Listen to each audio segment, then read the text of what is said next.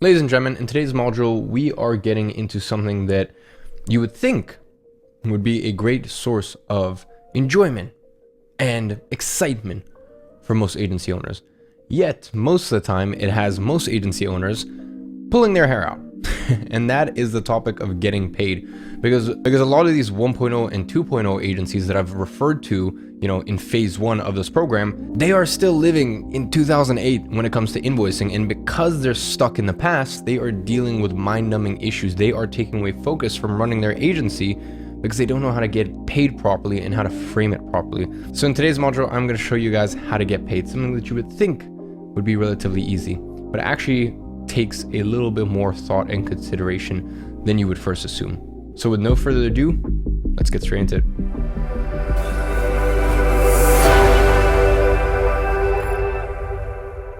Ladies and gentlemen, as I said, in today's module, we are going to talk about getting paid. Now, in today's teaching, we are going to talk about why accounts receivables will cripple you, the reason auto billing clients is a non-negotiable, setting up bank and payment processors, how to send invoices and create subscriptions, how to navigate issues with client billing, pitfalls to watch out for, and how to also bill performance deals. Now, ladies and gentlemen, let's talk about the stress of receiving payment. So as I said, you would think that getting paid would be this very exciting thing for most agency owners. Yet, for most agency owners, it has them on the edge of their seat. It has them second guessing themselves constantly because the thing you need to understand is that a client is only a client when they've paid the invoice. Okay, so it doesn't matter if you've gone a verbal yes, and to be honest, it doesn't even matter if they've signed the contract. Until they have paid that invoice, they're not a client of yours. So as I said, these 1.0 and 2.0 agencies, they celebrate a yes from have to follow up, and they've got accounts receivable, and maybe the client is plays nice and squares away that first invoice or that second invoice. And I definitely know what that's like. I remember in 2017, one of my older business friends was very generous, invited me to the south of France to his house, and it was a beautiful holiday. I was his guest, and I was meant to enjoy my time there. Instead, I spent 7 days thinking about this unpaid invoice that was 4 weeks unpaid from my client. And I thought, okay, what does this mean? Does this mean that they're not going to pay me? And then also, going forward, like, are they no longer a client of mine? And granted, these guys, and it's 3 business owners, I think they were just on their summer holiday enjoying themselves. They just didn't get around to it, et cetera, et cetera. So as I said, it literally took away joy and happiness from my trip. Now, us being, evolved 3.0 agency owners, we get paid on day one, and we don't start work until we get paid. And not only that, that is like a non-negotiable. Okay, that is whether they have to do it via bank wire, whether they have to do it Stripe and auto billing and setting a subscription. But if you set up a subscription in Agency Flow, which I'll show you how to do in a second, and unfortunately they just have to pay via bank wire for one of a myriad of different reasons, so be it. Right? These things can't always go 100% to plan, right? With some clients, it will be a little bit scrappier. But at the end of the day, the biggest thing that protects you is you're never going to do the work until they pay the invoice. They pay the invoice ahead of time, okay? But in an ideal scenario, they pay the invoice, obviously, from the day in which they agree, sign contracts, et cetera, et cetera. And not only that, you have their card on file and you've got an auto billing set up within Agency Flow that's connected to Stripe. Now, if you're wondering why do we actually need to auto bill our clients, surely we can just send the invoice and, either them or maybe they have a finance department or accounting department, the accountant will just take care of it. You might be wondering, why do we actually need to auto bill our clients? Well, it's very simple, and this wallpaper is available for download right below this video. Every recall is a reframe. You see, the less negative experiences your client associate to their time with you, regardless of the results you got them, the better. And that's a funny thing. You could have had an incredible time with your clients and you could have gotten them incredible results. But if they have a negative image or they have negative memories in their mind, and by the way, negative is you having to follow up, 5 or 6 times to get an invoice settled because, maybe they are busy, right? Happens to business owners, right? Maybe they're stressed. Maybe they're backlogged with their email. They just came. Now in your mind, they've got these references of, negative emotions they felt working with you. And even if you get them incredible results, I'm telling you, I've been running my agency for 5 years, actually, as of this month. And I know it cripples relationships. Billing versus manual billing. Because here's the thing with auto billing, there's this gym that I actually am still like a member of. It's $100 a month. I'm actually a member of 3 gyms, like 2 I actually use One, I don't, and I haven't used in a year and a half. And this is the gym closest to where I used to live, like my last place. And it's been 18 months and I still haven't canceled my subscription. I mean, I know I'm an idiot. I'm a dummy. I really need to get to it. But that's a perfect example right there of something that I don't use, but because it comes out of my account every month, I'm like, whatever, I'll get to it, right? And then we look at that compared to something I actually use, which is my personal trainer, every single day. But I have to manually log into my bank account, send the money at the end of the month, and not, I love my PT to bits, and I would, never stop working with him. Well, actually, unfortunately, I'm moving to a different country, so I guess I have to. But if it wasn't for that, I'd never stop working with him. But every time I pay the invoice, I'm like, oh, do I need a PT? There are these little whispers going on in my mind. I'm like, do I need a PT? Like, maybe I could do it myself. Where else could I spend this money? Like, is in terms of like, and it's so funny, right? Because I've literally got $100 coming out of my fucking account from something that I don't use every single month. And I barely ever think about that. And then this thing, which I actually use because I have to manually do it, is that every recall, every time you think about something, you have these micro reframes, right? And that can be a positive reframe or a negative reframe. And by the way, ladies and gentlemen, that is known as your reticular activation system. It's basically your selective focus. And the issue is, and this is why, when you start, something small, like bad about a person, then it can spiral very quickly. Or when you know something good about a person, that can spiral, it can go either really negative or really positive. But I will say most of the time when your reticular activation system switches and you start to see the bad in a person or a situation or a thing, then it starts to spiral more than, when you see something small that's good. So as I said, you could be a fucking amazing service provider. The results could be insane. But if you plant that little seed, right? And as I said, even if you're doing incredible and they're happy to pay you, that manual aspect of it does trigger something for them. So as I said, in terms of why we auto bill, the first reason is less reframes and less risk. We're de-risking ourselves from them having a micro, having a recall. As that a recall is every time something comes into your consciousness, and then using that as a stepping stone to then reframe the entire relationship together. And as I said, even if you're doing incredible, it doesn't matter, because you need to understand that, we're in the service-based business, right? Like, we have relationships with our clients, and money can ruin relationships. Okay. So you almost want them to forget that they're even having to pay for the service, right? That really is, you almost want them to think that this is some small little software, they don't need to worry about, because finally, and this is the last reason that we auto bill, is the first two things, the reframing and, the fact that can lead to relationship, the client service provider relationship being ruined, that will lead to the final thing, which is stress. And as I said, I used to, in 2016, 2017, up until mid 2018, I had so much stress about clients fucking paying the invoice. And, what does this mean if they're even 4 days late? Who knows? They could just be 4 days late to pay. Like, 101 different things could have come up. But now you start to get in your head, okay, what does this mean about like our working relationship? Maybe they don't want to renew next month and this and that. And let me give you, as I said, because there will be certain situations where you genuinely, a client just has to bank wire you. And that's just a situation, right? And that doesn't mean don't work with those clients, because, I have those clients, and I'll talk about, some examples later on in this module of ones where I've had to have compassion towards that. But the biggest and best thing that you're doing for yourself, which I didn't do before, is, the way that I used to structure things is I would do the work, and then at the end of 30 days, I would send the invoice. Now they have all the leverage. I've done all the work, and, they're the ones who are paying the invoice. Now in this situation, if there is a bank wire client, and they don't send the bank wire, then we stop working. Maybe we'll give a 7-day grace period, maybe 10 days, right? After that, let's say they pay the first invoice and then they're 7 days late or 10 days late. After 10 days, 7 days, that's it. Like, we're not going to fucking do the work until you pay the invoice, right? So you kind of reclaim that power back, because as I said, it's not always going to be this ideal, perfect situation where, it's auto billing, they can use Stripe and, there's no issues and their card never, sometimes billing is scrappy. Okay. So it's not always going to be that perfect situation, but you just need to make sure that the power, you got some power in that relationship, and you have something you can actually step away. And as I said, now you have some bargaining power in that dynamic. So ladies and gentlemen, let's talk about actually getting paid.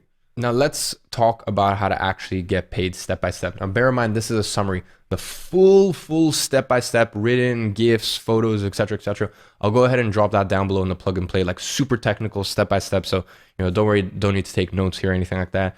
Another thing to bear in mind is Tristan will actually throw up some screen recordings of these various different banks, payment processors, etc., just so you can get a bit of a visual idea, but everything is in the plug and play. Now, the first step is to get a bank account sorted. Now, you can choose whichever one you want, HSBC, Business, Barclays. And the other thing to bear in mind is you don't need a business card, right, if you're not actually registering as a business. And we've talked about this, or actually, I'll put it before this module, the tax, finance, accounting module. So depending on whether you decide to go for a limited structure or whether you decided to go for a sole trader structure, and I've kind of run you through those options already. Depending on that, you'll either have a business card, right, or a personal card. So, you'll either have a HSBC business, Barclays business, or a Barclays personal, or whatever bank, Santander, like whatever the hell you use, right? You can use any of these sort of high street banks, NatWest, whatever you want, right? Whatever you have, Wells Fargo, I'm pretty sure they have one. Chase, right? Whatever it is you want to use, right? Or, and as I said, I can only speak to the UK. If you want, a lot of these online banks can get you set up literally in the space of a day, like literally in the space of an hour. It's insane, right? So we're talking banks like Revolut, banks like Starling, banks like Monzo. And as I said, especially if you don't have a registered business, if you're just wanting two separate bank accounts, one for your personal, like as in like one for just your personal groceries, day-to-day expenses, and another one for, softwares for, really just to separate the two. It's not really, you've decided you're not at the stage where it makes sense to have a business. You just want to separate your expenses. So you kind of have clear line items. As I said, all you do is just go ahead and if you're already with a bank, like let's say Barclays, just go ahead and ask them to open you up another account. It's super simple. It takes basically no time. And then they'll give you a separate card. So as I said, you also want to make sure you have two cards, whether that's two personal ones, and one of the personal ones is kind of acting like the one for all of your business expenses as a sole trader, or you literally have a personal card and then a business card. So as I said, whether you go for a high street bank or an online bank, it really doesn't matter. Do whatever you want to do. Now, another thing to bear in mind is if you're under the age of 18, it should not be an issue. I had a Barclays personal card from the age of 14, I believe. And when I was 17 and actually created my business, I just had two personal Barclays cards. One, I just had all my personal expenses on. Another one was strictly for business expenses, even though I was still a sole trader and didn't legally have a business. And that's because, it was a lot simpler, as I said, to just kind of, separate the two expenses in that way. So with literally 99% of banks, it's not an issue. You can create a bank account before the age of 18.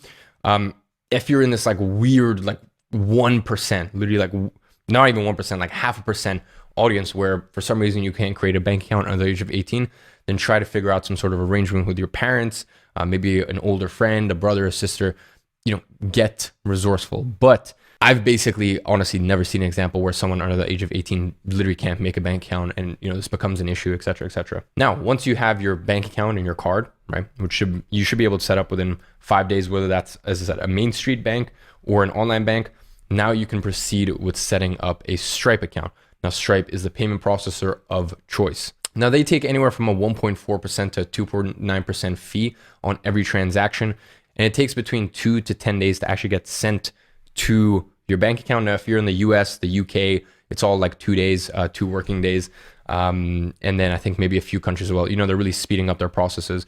But in some countries, I know it is at 10 days, but still, nonetheless. Now, I know you might be going, hey, why would I give Stripe 1.4 to 2.9% of every transaction? But trust me, it is worth it. The fact that you can auto bill your client, Stripe is so seamless, so clean. And obviously Stripe, integrates directly with Agency Flow. Trust me, you're going to want to use it. And I think Stripe is supported in 30 countries. I got Tristan to throw up all of them here.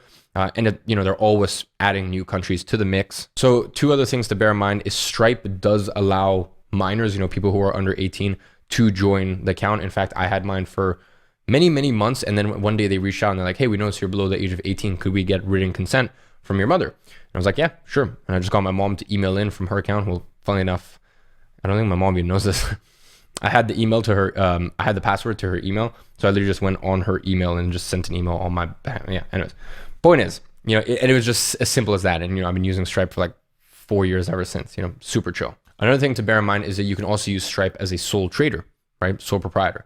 You don't need to be a registered business in order to use Stripe. Now, a few alternatives to Stripe. Square is a big one. Now, for the most part, Square is available in all the countries that Stripe is available in. It's just more if for some reason you just don't want to use Stripe, although I do believe Stripe is a far superior alternative. The next one is Go Cardless. Now, this is mainly a UK option. Once again, as I said, if you don't want to use Stripe for whatever reason, it's another one that you can look at. Next up, we have PayPal. Now, PayPal, in my opinion, is just a horrendous service. It's terrible, but it's just available in so many different countries. So, as a last resort, if you need to use PayPal, do what you got to do. And we're also going to be adding a PayPal API integration into Agency Flow. So by the time you're watching this, it may already be there, right? So you can accept payments using Agency Flow with both Stripe and PayPal. And then obviously with Bankwire as well. You can just do that and mark it as paid, etc., etc. Anyways, PayPal, it's constantly got like annoyances, extra paperwork, this, that. So really, as a last resort, if you have to use PayPal, then use PayPal. One other thing that I want to mention here is, and I'll get Justin to throw up some B-roll, I'm sure Stripe has some official, like, cool looking video about it, is Atlas. Now, Stripe Atlas is where they will actually, doesn't matter what country you're in, they actually help you set up a account. I believe it's in America. So actually help you set up an LLC in America. And by the way, anyone from any country can do that. That's not an issue. In fact, my new tax structure, I don't know why I'm telling you this, but my tax structure is I actually have a Dubai holding company, or at least the one that I'm moving to in like the next 30 days, that actually owns 3 American LLCs for three different companies, and then 1 UK limited company. Anyways, the reason I tell you this is because I'm a British passport holder who lives in Dubai, but then has a Dubai holding company, but owns all these American LLCs. So the reason I say that is because anyone from anywhere, to my knowledge, can create an LLC. And Stripe actually, and I'm pretty sure it's, and I'll drop more information in the plug and play. This is actually just one that came up to me on the top of my head. I'm pretty sure it's America. Stripe will actually help you, and and they do take a fee for this, but it's very fair, just like all of Stripe's pricing model. And they'll actually help you create an American LLC, and then that can get distributed to like your local bank, whatever country you live in. So yeah, that's another option I thought I'd just mention to you is Stripe Atlas. Now, once you've gone ahead and set up your Stripe, which once again should only take you anywhere from honestly an hour all the way to a day, depending on where you are in the world and how much complexity there is to it. Next, once you have your bank account, right? You've got your bank account, because whenever you get paid in Stripe, that's going to get sent out to your bank. Now, in front of Stripe, and the forward-facing thing. Now, Stripe can still technically send invoices. It's just horrific, right? Like, I don't know why Stripe makes it so bad, but then again, I guess it's a payment processor and it does that so well. It's not really great at creating customers and creating subscriptions and like sending one-time invoices. Like, that's really not what it's built for. So in front of Stripe, that's a payment processor that actually processes the payments from a person's debit card, credit card. And as I said, that gets distributed to a bank, you're either personal or business, depending on the way you've structured it.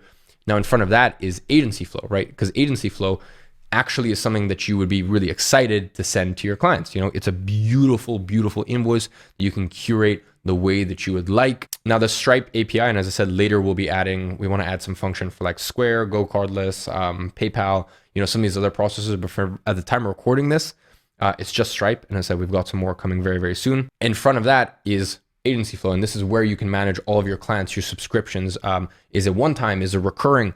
Add whatever notes, customize, make your invoice look super pretty. And as I said, another thing to bear in mind is if you send this to a client and they can't pay with Stripe or pay with card for whatever reason, you can still send it to them as an invoice. They can also download it on their side as an invoice, for accounting purposes and stuff like that.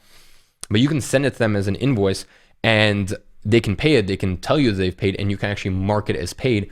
And that subscription thing still works. So the next month, you don't need to then manually send another invoice, even if they're paying for it manually. So that subscription aspect of it still works regardless. And, the invoice number goes up and everything is just congregated properly. And as I said, even if the client is paying manually, it's still nice that you've got that auto billing on, because you don't need to worry every single month. Oh, have I sent the invoice for the month coming up yet? How many days are left? It just does it all automatically for you. So right now I'm actually going to show you how to connect Agency Flow's API to Stripe, and also really just give you a bit of kind of a click around and a look inside of Agency Flow. But as I said, the step-by-step, click this button, that button, etc., that's all in the plug and play right below this video. So ladies and gentlemen, in the invoices section right here, you're going to go down to settings and you're actually going to connect your Stripe. Now I've gone ahead and done this already, but it's going to prompt you. In fact, there's usually a blue bar right here that asks you to hook up your payment processor. Now you can see right here inside of invoice default settings, invoice from. Now your agency, if you just leave this blank, it's just going to leave your agency name. But let's say, I don't know, you want it to change it or you rebrand it or whatever, right? You just want something different. Then you can actually go here, invoice from, and then it will actually change who the invoice is from. As I said, For me, I just already have it set to my agency name. So as I said, if you leave a blank, then it'll just set your agency name like that. Invoice number, because it's the first invoice, I just leave it at, 1001. But maybe you want a specific number, etc., etc. Here you select your default currency. For me, I have it set to United Kingdom. All right, mine will be British pound then. Yes, sterling. Then you've got discount, tax name, tax value. You can also set this information later on for each individual invoice. Here in the invoice notes, I actually recommend that you put in all of your bank details. So here I always have my business name, like for me, my actual company name. Then I have my IBAN number, SWIFT code, and then I've got my account number and sort code. So I have all the information that would be needed for an international bank, and then also my registered business address. So I have all the information that would be needed in order if this client can't do a Stripe payment for whatever reason, can't pay with debit card or credit card, then they can actually go ahead and just do a bank transfer, and all my bank details are there, or even local transfer. So here you'll find your reports, and obviously this will build up over time. Here you'll have your clients. Obviously, at the moment I haven't sent one invoice. Same thing with subscriptions, summary, etc., etc. So you can see right here, at first you're going to select single invoice or retainer. So as I said, ladies and gentlemen, so you can see right here, client is Greency, demo greency.com. Invoice from, so you can also set this directly here. So as I said, you can change this if, let's say, you've got two agencies, right? You can even, well, I guess, in that case, maybe it would make more sense to have, two agency, you'd probably have two agency flow accounts for the two separate agencies, but whatever. Point is, you can just change the invoice from. Here you've got your interval. Is it daily? You're sending a daily invoice, weekly, monthly, quarterly, or yearly. Now, for most of us, it'll be monthly. So let's say, we're starting today. I signed the client today. So it'll be 16th, and then end date if it's just ongoing, right? So obviously, let's say you have a 90-day agreement, and then from there, it's rolling month by month, and you're just going to leave this end date empty. If you guys have said, hey, this is literally just 6 months, 100%, or let's say it's a funnel build and you split it up into two payments, one today and one in a month, then you'll go ahead and send that end date, or you'll go ahead and place an end date. Then for service subscription, let's just say paid traffic services, quantity, one, price, we're gonna go ahead and put in 5,800 pounds total. You can see right there. Here you'll put in your discount or your sales tax. So let's say, for example, I was sending an invoice to a UK client, then there is gonna be 20% VAT, which will be applied. Right? But in this case, let's not go ahead and add that. So here you'll put in your company name, your IBAN, as I said, your address.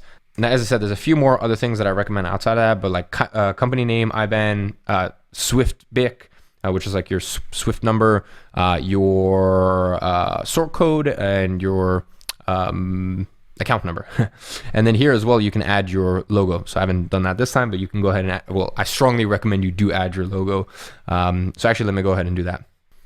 So you can see right here, I put in my IG Media logo. It needs to be kind of like favicon, sort of like a square cutout of it. But we'll go ahead and put in a function later so you can kind of put a wide logo as well.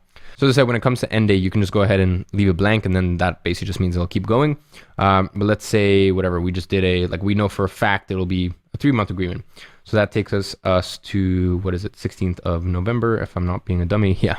So with all that information being said, we're going to go ahead and create a subscription. So now that we've created a subscription, you can actually see right here, we have our active subscription. We've got a summary. You can see that's been sent but not opened. And yeah, it's also a new client has been created. So that's pretty much about it. So as I said, ladies and gentlemen, all the additional information will be available in the plug and play down below. All the, specifically what button to click and this and that. Now comes the question of, what if the client doesn't want to pay the invoice via card?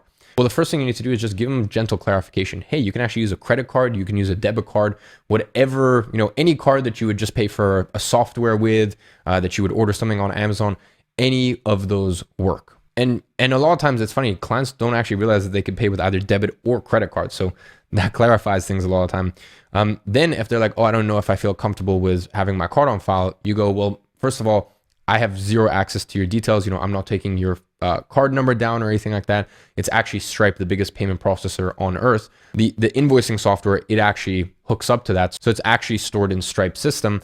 And I actually have to pay Stripe a 3% fee in order to process that transaction. Now, for me, and by the way, this is actually what you're saying to the client, and go, but John, I don't mind paying that 3% because for me, I don't want us to have to deal with billing this and this and that. And at any moment that we decide to stop working together, your subscription will be ended. And you tell them, and furthermore, you have 2 lines of protection. You have Stripe as well as your credit card company or your debit card company. So you're all covered on that end. And the reason that I'm fine paying 3% is because I want to focus on getting you incredible results, the results that we just talked about and the results that you're so excited that you want to move forward with. So why would we want to have to worry about, flimsy invoices, spending a couple of days, me having to remind you and nag you. So the reason that I take that 3% hit with every single client is just so I can focus on what's most important, which is getting you results. So, that's really where you have to state to the client, if they actually can pay with their credit card or debit card, why it's in their best interest for them to do it. Now, the only other scenario where a client doesn't pay with credit or debit card or use Stripe is if they're in a situation, and I've experienced this a lot in both Italy and Germany, like Italian clients and German clients, is they have some weird credit limits, but then in my mind, I'm almost like, I swear you have debit cards. But look, I've just found it to be an issue sometimes with international clients. So I used to be like, has to be this, that. And I will say with British clients or for example, American clients, I've never, but for some reason, just specifically Germany, Italy are 2 that I've noticed that, I just can't get them to pay because of some weird bank limits and this and that. So, that's just the way that, things have gone. But for me, I'm still sending them automated invoices and automated subscriptions via agency flow. So, that for me, I don't have to constantly think, when do I need to send an invoice? Am I late? When is it? Blah, blah. I know it gets sent, right? I also know whether they've seen it, whether they've opened it, et cetera, et cetera. And I can also mark it as paid once they've done. So that way they've got the invoice, they can download it. It shows that it's been paid, et cetera, et cetera. So I think over the years, that's something that I've had to learn. And as I said, because of the way that I structure it now, where we pay, they pay, and then I do the 30 days of fulfillment that they've just paid for, the power is still in my hands. If they're 7 days late to paying 10 days, maybe we'll push it to 10. We're going to stop working, right? So at least the power is in your hands because of the way that, because of the way that the payment structure is. The last thing to understand is Stripe decline codes. So the biggest one that you're going to get on Stripe, because if you get a failed payment on Stripe, like if a client tries to pay and it just won't go through, their bank won't push it through, is you'll get something called do not honor. And you can actually kind of hover over the failed payment and it'll tell you. So if you hover over and it says insufficient funds, that's a little worrying. That means they don't have enough money in their account. Do not honor basically means it's a bank decline. And I've literally stayed on calls with clients for 30 minutes while they're calling the bank. I'm like, yeah, it's fine. I'll just mute myself. Just call your bank. We'll get it squared away. Now, for example, my bank or, Amex, I don't really ever use my bank for payment stuff, but like my bank or Amex, they're really good. They just text me, was this you? Press yes. And I just type in yes. And they put the payment through, right? But some banks are super annoying. So as I said, I've had clients literally have to I've waited online as clients have called their bank to get a payment sorted, right? Because if, they're there and they're ready to go, then, let's make it happen.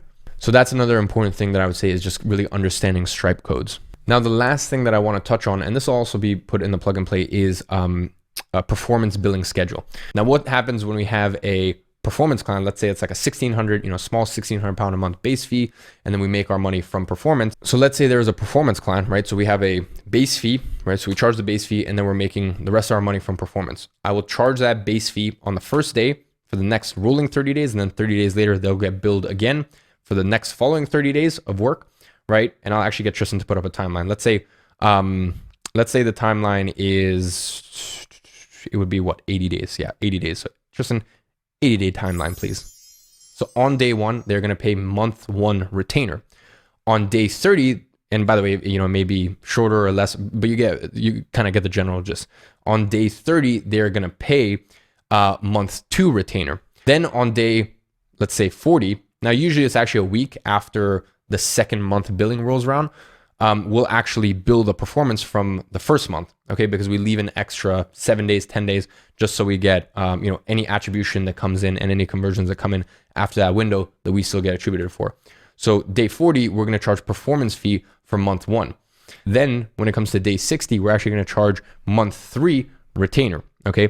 Then actually, Tristan, I was wrong, not 80 days, 70 days. And then on day 70, we're actually gonna charge month 2, so that would be day 30 to day 60 performance fee. Because as I said, we've waited until that next 30-day period is up, and then we wait an extra 10 days for, you know, any of those conversions to come through, and then we're going to charge it like that. Okay, so it's pretty simple. You know, day one, we are billing for day 1 to day 30. And then, you know, in that period, that performance fee, we charge from anywhere from 7 to 10 days after that first month retainer for that month, you know, as in our performance fee for that period. So, you know, that's a little bit of clarity on how we do things. Now, all of this information, including all the agency flow stuff, where to click, this is that, will be down in the plug and play below. And on that note, let's get into today's action step. So for today's action step, open up the getting paid plug and play, follow all the instructions to set up your accounts, plus get agency flow dialed in and really just set up the right way. So ladies and gentlemen, now you know how to get paid and do it with as little headache as possible and do it with a bit of suave, you know, carry yourself the right way when actually getting paid. So on that note, I hope you guys enjoyed this module. I'll catch you next one.